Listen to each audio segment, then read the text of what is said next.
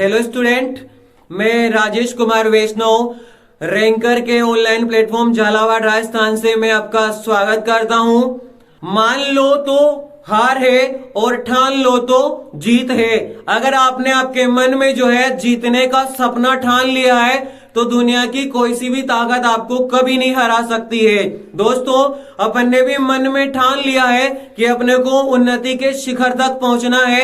इसी शिखर तक पहुंचने के लिए प्रयास करते हैं अपन। पहला आज स्टार्ट करते हैं वाक्य से शुरुआत करते हैं जो किसी भी एग्जाम की दृष्टि से अत्यंत महत्वपूर्ण है। तो ध्यान दीजिएगा, वाक्य को स्टार्ट करते हैं अपन। वाक्य क्या होता है इसके बारे में बात करते हैं।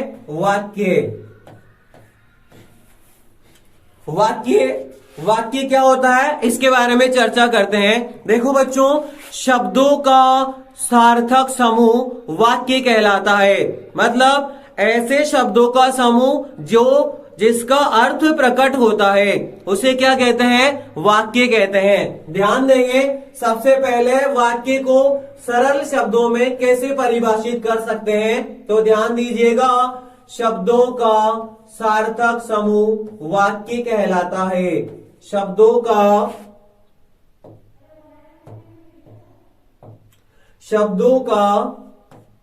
सार्थक समूह वाक्य कहलाता है। शब्दों का सार्थक समूह वाक्य कहलाता है। शब्दों का सार्थक समूह वाक्य कहलाता है। वाक्य कहलाता है। ये इसकी सबसे सरल और आसान सी परिभाषा जो किसी भी एग्जाम में आसानी से याद रख सकते हैं। ध्यान देंगे, शब्दों का सार्थक समूह वाक्य कहलाता है। जैसे उदाहरण के लिए बात करें, देखो बच्चों, जैसे राम पुस्तक पढ़ता है। राम पुस्तक पढ़ता है। राम पुस्तक पढ़ता है। ये क्या है? शब्दों का समूह है। 1 2 3 4, इसमें 4 शब्द है। सबको एक साथ पढ़ेंगे तो आपको समझ में आएगा बच्चों कि राम एक लड़का है और वो पुस्तक पढ़ रहा है। इस तरह से शब्दों का ऐसा समूह जिसका अर्थ प्रकट होता है, जो पढ़ते ही तुरंत समझ में आ जाए, वो वाक्य कहलाता है। अब आगे बात करते हैं वाक्य के अंग। जैसे मानव शरीर में अनेक प्रकार के अंग होते हैं बच्चों, वैसे जो है वाक्य के भी प्रमुख अंग पाए जाते हैं। वाक्य के भी कुछ महत्वपूर्ण अंग होते हैं। अगर अंग की बात करें, आपसे कोई पूछे वाक्य के कितने अंग होते हैं, तो ध्यान देंगे वाक्य के 2 प्रमुख अंग होते हैं। कितने होते हैं? वाक्य के 2 अंग होते हैं। कितने अंग होते हैं? 2 अंग। वाक्य के 2 अंग होते हैं। ये है अंगों की बात। अब अपन उसका नाम देखते हैं कि कौन कौन से अंग होते हैं वाक्य का।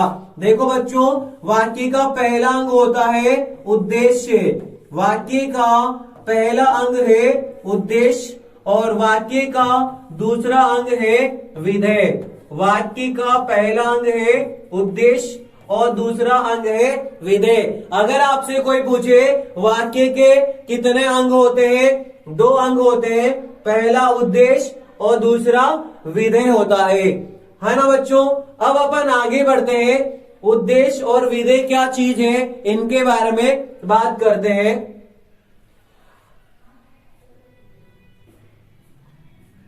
देखो, वाक्य के जो अंग है, वाक्य के अंग, इसको यहां पर अच्छे से समझते हैं। वाक्य के अंग, अपन ने 2 अंग पढ़े हैं कि वाक्य के 2 अंग होते हैं, है ना। कौन कौन सा होता है? नंबर 1 होता है उद्देश्य और नंबर 2 होता है विधेय। नंबर 2 क्या होता है बच्चों? विधेय। इन दोनों के बारे में अपन बात करते हैं। सबसे पहले ये जो उद्देश्य होता है, उद्देश्य क्या होता है? देखो बच्चों, वाक्य का जो कर्ता होता है उसे ही उद्देश्य कहते हैं। वाक्य में जो कर्ता होता है वही उद्देश्य कहलाता है। ध्यान देंगे, आप इसकी परिभाषा लिख सकते हो, वाक्य का कर्ता ही उद्देश्य कहलाता है। वाक्य का कर्ता ही उद्देश्य कहलाता है। वाक्य का कर्ता, वाक्य का जो कर्ता होता है, कर्ता ही उद्देश्य कहलाता है। वाक्य का कर्ता ही उद्देश्य कहलाता है। वाक्य का कर्ता ही उद्देश्य कहलाता है। जैसे इसको अपन समझते हैं, वाक्य का कर्ता ही उद्देश्य कहलाता है। देखिएगा बच्चों, वाक्य का कर्ता ही उद्देश्य कहलाता है। इसको अपन एक उदाहरण से समझते हैं, ध्यान देंगे। जैसे रमा हिंदी पढ़ती है, रमा हिंदी पढ़ती है, ये वाक्य है। इस वाक्य को आप पढ़ोगे तो पढ़ते ही तुरंत आपको समझ में आ जाएगा कि रमा एक लड़की है और वो हिंदी पढ़ रही है। तो वाक्य का कर्ता क्या हुआ? वाक्य का कर्ता क्या है? रमा है। और कर्ता को ही क्या कहते हैं? कर्ता को ही क्या कहते हैं? कर्ता ही वाक्य का उद्देश्य कहलाता है। तो ध्यान देंगे, रमा हिंदी पढ़ती है, रमा वाक्य की कर्ता है, इसलिए कर्ता को ही क्या कहते हैं? उद्देश्य कहते हैं। अब जो है बच्चों, अपन पढ़ेंगे विधेय के बारे में, है ना। विधेय क्या होता है? कर्ता के बारे में, है ना, जो भी बात बताई जाती है, कर्ता के बारे में जो भी बात बताई जाती है उसे विधेय कहा जाता है। तो आप लिखेंगे कि कर्ता के बारे में, कर्ता के बारे में, कर्ता के बारे में दी गई संपूर्ण जानकारी, कर्ता के बारे में दी गई संपूर्ण जानकारी, संपूर्ण जानकारी, संपूर्ण जानकारी विधेय कहलाती है। क्या कहलाती है बच्चों? विधेय कहलाती है। विधेय कहलाती है। कर्ता के बारे में दी गई संपूर्ण जानकारी विधेय कहलाती है। मैं आप लोगों को एक बात बता दूं, ये जो लाइन है ये बड़े बड़े एग्जाम में ऐसी की ऐसी पूछी जाती है कि कर्ता के बारे में दी गई जानकारी को क्या कहा जाता है? विधेय कहते हैं। क्या कहते हैं? विधेय। जैसे उदाहरण से अपन इसको समझेंगे एक और, जैसे कमल बाजार में, कमल बाजार में फल बेचता है, कमल बाजार में फल बेचता है, कमल बाजार में फल बेचता है। अच्छा, ध्यान देंगे, वाक्य का कर्ता क्या है? कमल। और कमल को, वाक्य का कर्ता जो है कमल, तो वाक्य का जो कर्ता होता है उसे ही उद्देश्य कहते हैं। तो कमल क्या हो गया है? कमल उद्देश्य कहलाएगा। और कमल के बारे में जो भी बात बताई जाती है ये सारी बात क्या कहलाएगी? विधेय कहलाएगी। क्या कहलाएगी? विधेय। कि बाजार में फल बेचता है, ये पूरी बात किसके लिए है? ये पूरी बात कमल से संबंधित है, अर्थात वाक्य के कर्ता से संबंधित है। अपन ने लिखा है कि कर्ता के बारे में दी गई संपूर्ण जानकारी विधेय कहलाती है। तो बाजार में फल बेचता है, ये क्या हो गया है? ये वाक्य का विधेय हो गया है। ये क्या है? वाक्य का विधेय है। ध्यान दीजिएगा स्टूडेंट, वाक्य में एक या दो विधेय हो सकते हैं, है ना। या तो वाक्य में एक विधेय होता है या दो विधेय होता है। अपने अंदाज में इसको अगर समझे तो कर्ता के बारे में अगर एक बात कही गई है, कर्ता के बारे में केवल एक बात कही है तो एक विधेय, और कर्ता के बारे में अगर दो बात बताई गई है, दो कथन कहे गए हैं, तो वहां पर दो विधेय होते हैं।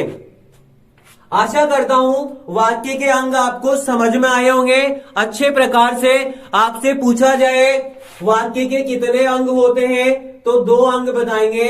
पहला होता है उद्देश्य, दूसरा होता है विधेय। वाक्य का कर्ता ही क्या कहलाता है? उद्देश्य कहलाता है। वाक्य में जो कर्ता होता है उसे ही उद्देश्य कहा जाता है। जैसे रमा हिंदी पढ़ती है, तो ये वाक्य है, इसमें कर्ता क्या है? रमा है। क्यों है? क्योंकि रमा कार्य को कर रही है, और जो कार्य को करता है उसे कर्ता कहते हैं। आगे बात करते हैं विधेय के बारे में। तो कर्ता के बारे में दी गई संपूर्ण जानकारी, कर्ता के बारे में जो भी बात बताई जाती है उसे विधेय कहते हैं, है ना। उसे क्या कहते हैं? विधेय कहते हैं। जैसे कमल बाजार में फल बेचता है, वाक्य का कर्ता क्या है? कमल, और बाजार में फल बेचता है, ये कमल से संबंधित बात है, तो इसे अपन कहेंगे विधेय। आगे अपन बात करते हैं वाक्य के प्रकार। वाक्य के प्रकार, वाक्य के भेद की बात करें तो देखो बच्चों, वाक्य के भेद 3 प्रकार के होते हैं। वाक्य के भेद या प्रकार, वाक्य के भेद या प्रकार। देखो, वाक्य के अंग अलग होते हैं और भेद अलग होते हैं, है ना। भेद को आप प्रकार भी कह सकते हैं। अगर आपसे पूछे वाक्य के कितने भेद होते हैं, तो वाक्य के 3 भेद होते हैं। वाक्य के 3 प्रकार होते हैं। वाक्य के 3 प्रकार होते हैं। कौन कौन से होते हैं 3 प्रकार? वाक्य के 3 प्रकार होते हैं। अब बात आती है कि वाक्य के 3 प्रकार कौन कौन से होते हैं, अपन चर्चा करते हैं। देखो, वाक्य 3 प्रकार का होता है। वाक्य का पहला प्रकार होता है अर्थ के आधार पर। किस आधार पर? अर्थ के आधार पर। वाक्य का दूसरा प्रकार होता है संरचना के आधार पर। किस आधार पर? संरचना के आधार पर। और वाक्य का तीसरा प्रकार है क्रिया के आधार पर। किस आधार पर?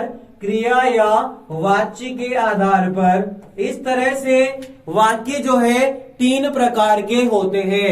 अगर आपसे वाक्य के प्रकार पूछा जाए तो आपका जवाब होना चाहिए कि वाक्य के 3 प्रकार होते हैं।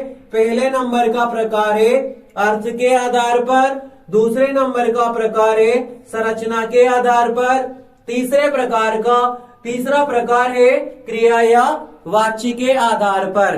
देखो स्टूडेंट, इसमें भी जो है वाक्य के अलग अलग प्रकार है। अर्थ के आधार पर अगर बात करें तो अर्थ के आधार पर वाक्य 8 प्रकार के होते हैं। कितने प्रकार के? 8 प्रकार के होते हैं। और संरचना के आधार पर बात करें तो वाक्य 3 प्रकार के होते हैं। और क्रिया और वाच्य के आधार पर बात करें तो इसमें भी जो है वाक्य 3 प्रकार के होते हैं। अब बात करते हैं अर्थ के आधार पर जो है 8 प्रकार के वाक्य कौन कौन से होते हैं। पहला वाक्य है स्टूडेंट, पहला वाक्य है विधान सूचक या सकारात्मक वाक्य। दूसरा है निषेधात्मक या नकारात्मक वाक्य। तीसरा है प्रश्नवाचक वाक्य। चौथा है आज्ञा सूचक वाक्य, है ना, इसे उपदेशात्मक वाक्य भी कहते हैं। उसके बाद में 5वां है इच्छा सूचक वाक्य, इसको कामनावाचक वाक्य भी कहते हैं। इसके बाद में अगला है संकेतवाचक वाक्य, और इसके बाद में अगला है संदेहवाचक वाक्य, और लास्ट में 8वें नंबर का वाक्य है विस्मय सूचक वाक्य। तो ये अर्थ के आधार पर 8 प्रकार के वाक्य होते हैं। जबकि संरचना के आधार पर अगर बात करें तो वाक्य 3 प्रकार का होता है। पहले नंबर का वाक्य है सरल या साधारण वाक्य। दूसरे नंबर का वाक्य है संयुक्त वाक्य।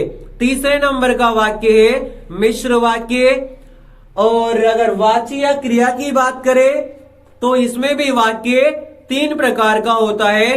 पहला होता है कर्तृवाच्य, दूसरा होता है कर्मवाच्य, और तीसरा होता है भाववाच्य। तो ये जो थे वाच्य के आधार पर वाक्य के प्रकार थे। आशा करता हूं वाक्य के बारे में ये जानकारी आपको पसंद आई होगी, अच्छी लगी होगी, और आपने इससे बहुत कुछ सीखा होगा। तो स्टूडेंट आज के लिए इतना ही। आगे जो है आगे की क्लास में अपन यहां से फिर आगे के बारे में आपको जानकारी देंगे। Okay bye.